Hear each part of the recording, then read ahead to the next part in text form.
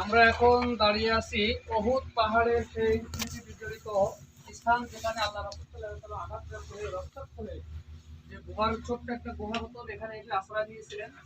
রাসূল সাল্লাল্লাহু আলাইহি ওয়াসাল্লাম এর সেই স্মৃতিধন্য গুহার ভিতরে আমরা একটু যাওয়ার চেষ্টা করছি এবং আপনাদেরকে একটু দেখানোর চেষ্টা করছি। আমরা যদি একটু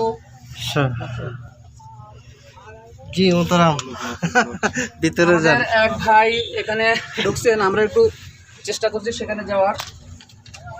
আল্লাহ রাসূল সাল্লাল্লাহু আলাইহি ওয়াসাল্লাম দেহ মোবারক যে স্থানে দেখাচ্ছেন আল্লাহ রাসূল সাল্লাল্লাহু আলাইহি ওয়াসাল্লাম পাহাড়ের এই পাদদেশে গুহাতে আল্লাহ রাসূল সাল্লাল্লাহু আলাইহি ওয়াসাল্লাম অবস্থান করেছিলেন আঘাতপ্রাপ্ত হওয়ার পরে।